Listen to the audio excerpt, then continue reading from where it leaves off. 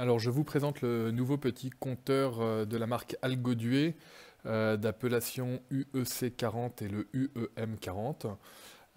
Donc, comme vous pouvez les voir ici, ce sont des petits compteurs modulaires qui font un module de large. Ce sont des compteurs monophasés qui permettent de mesurer jusqu'à 40 ampères. Alors, il y a trois versions qui existent. La première version, le UEC40-2C, qui a simplement une sortie d'impulsion. Le UEM40-2CR, comme RS485, donc qui est Modbus. Et le UEM40-2CM, qui est donc la version Mbus. Ce petit compteur est un compteur qui est tout d'abord très intéressant par son encombrement. Il fait 90 mm de haut et 18 mm de large. Au niveau des différents éléments qu'on va retrouver d'ailleurs sur les trois modèles, tout d'abord ici en haut les bornes de neutre. Là ici en bas les deux bornes pour brancher l'arrivée de la phase et le départ de la phase. Ici en bas, sur les trois modèles, on a une sortie d'impulsion. Sur le modèle Modbus, on a les trois bornes pour relier le Modbus. De gauche à droite, la borne plus, la borne moins et la borne commune. Et ici, la version Mbus, on a les deux bornes pour brancher le Mbus. Ces petits compteurs sont plombables, ils sont livrés avec des cache-bornes qui viennent s'enfiler ici et qui sont par la suite plombables. Au niveau des inscriptions, qu'est-ce qu'on retrouve? Alors Algoduet tout d'abord, c'est la marque, ensuite l'appellation. Vous avez le marquage CE suivi du M qui certifie donc la certification conformité à la directive MID. Vous voyez que c'est un compteur de classe B, vous avez la plage d'utilisation en termes de température, c'est fait pour un réseau en 230 volts, entre 50 et 60 Hz, et l'intensité maximum est de 40 ampères. On retrouve ici en bas le numéro de série du compteur. Là ici, en haut à droite, vous avez une LED qui va clignoter proportionnellement à la consommation. On a 5000 impulsions par kWh. Et en vert, ici, c'est le bouton programmation qui permet de se balader dans le menu et venir également dans le menu programmation. Nous allons regarder rapidement la documentation de ce compteur électrique. Donc, elle existe en différentes langues. Ici, vous avez la version française, donc il y a uniquement cette colonne-là qui va vous intéresser. Alors, je vais zoomer rapidement sur les parties importantes. Donc ici, vous voyez tout d'abord les dimensions de ce compteur, donc 90 mm de haut, 18 mm de large. Au niveau de l'encombrement, c'est l'équivalent d'un disjoncteur, donc vous pouvez l'installer sans aucun problème dans un tableau électrique. Ici, petit rappel rapide donc des branchements. En 1, vous avez les deux bornes de neutre, arrivée et départ. En 6, vous avez arrivée et départ de la phase. En 5, c'est pour brancher la sortie d'impulsion qui est polarisée. En 4, c'est l'écran. Vous avez en 2 une LED qui va clignoter proportionnellement à la consommation. Et en 3, c'est le bouton pour rentrer dans le menu et se balader dans le menu. Ce compteur existe en 3 versions. La version avec sortie d'impulsion, donc vous avez ici la sortie d'impulsion. La version Modbus, donc vous avez 3 bornes supplémentaires pour brancher le plus, le moins et la borne commune. Et la version Mbus avec les 2 bornes pour brancher le Mbus. Alors, petite info, la version Modbus et la version Mbus ont également une sortie d'impulsion. On a ici un petit schéma qui nous explique comment faire le plombage. Ici, un petit rappel rapide des informations qui sont inscrites sur le compteur électrique. Donc, les points importants, évidemment, la marque, l'appellation du compteur, le nombre d'impulsions par kilowattheure au niveau de cette LED. Et après, le point le plus important, ici, 40 ampères, donc c'est l'intensité maximum avec laquelle on peut utiliser ce compteur. Et le deuxième point très important, ici, c'est après le marquage CE, vous avez un M qui veut dire MID, donc ce compteur est certifié MID. Voilà donc les points importants. Ici, on vous fait un petit rappel au niveau du branchement sur un réseau Modbus, donc si jamais vous voulez faire communiquer votre compteur en Modbus. Ici, la même chose si jamais vous voulez le faire communiquer en MBus. Là ici, on vous indique comment brancher ce compteur. Donc au niveau du neutre, on vient sur la première borne en haut à gauche, ensuite on repart au niveau de la borne en haut à droite sur l'appareil dont on veut mesurer la consommation. Donc ça peut être un appareil, ça peut être une pièce, ça peut être un studio, ça peut être ce que vous voulez. Au niveau de la phase, on rentre en bas à gauche, on ressort en bas à droite et on va donc également sur l'appareil qu'on veut mesurer.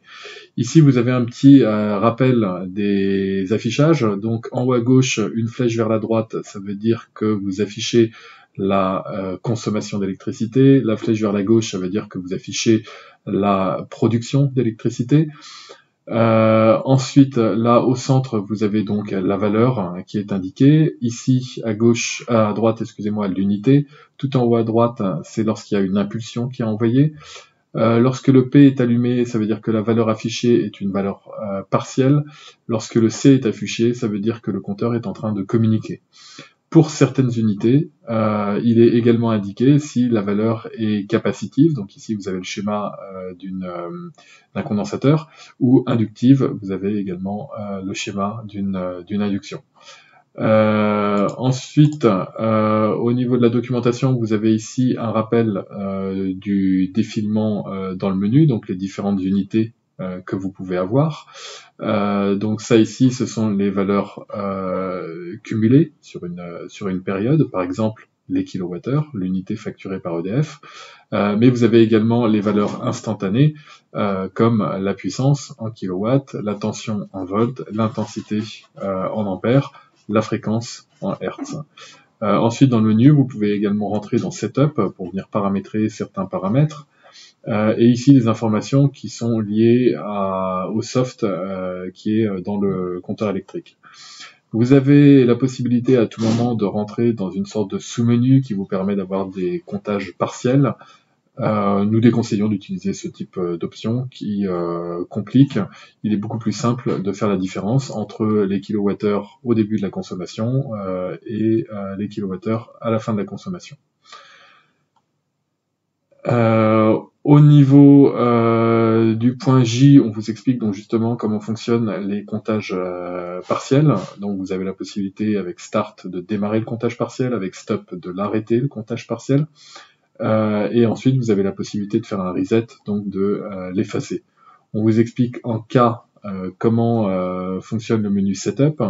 Alors, en fonction de la version du compteur, vous allez avoir à définir l'adresse Modbus, l'adresse primaire MBus, l'adresse secondaire MBus, la vitesse de communication, donc en baud.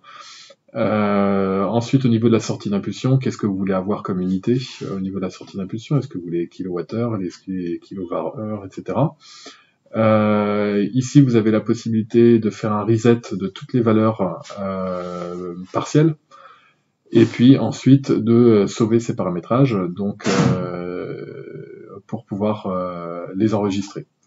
En bas à droite de la documentation, vous avez ici toutes les caractéristiques techniques du compteur électrique. Je vous présente le menu de ce petit compteur. Tout d'abord, on remarque que l'affichage est rétroéclairé. Avec le bouton, vous avez la possibilité de voir les différentes valeurs.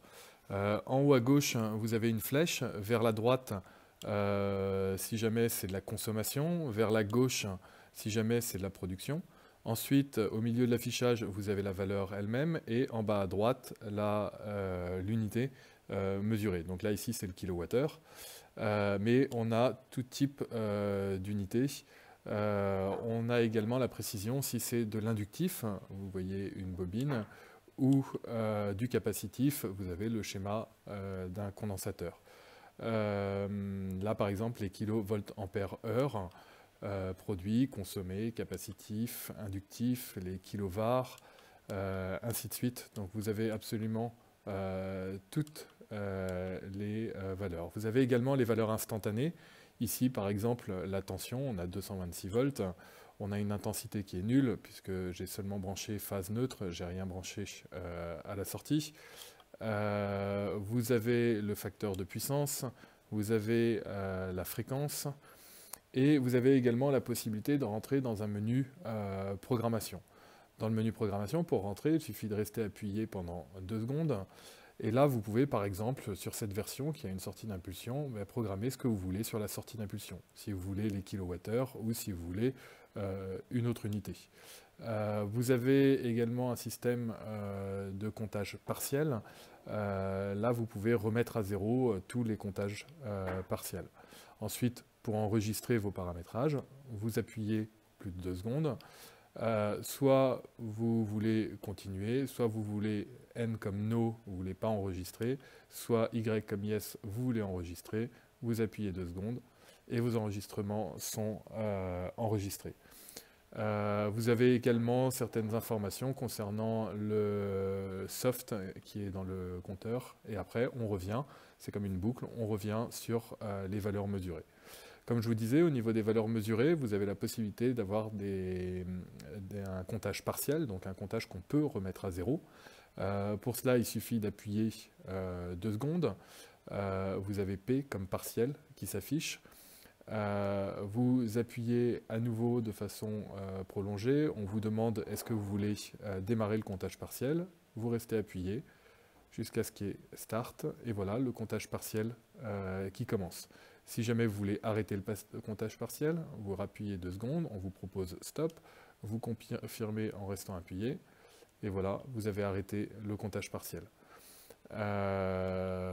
On défile les différentes valeurs où on peut faire un comptage partiel jusqu'à retourner dans le menu normal, c'est-à-dire sans le P pour comptage partiel. Voilà, vous avez les kilowattheures, vous êtes revenu au début.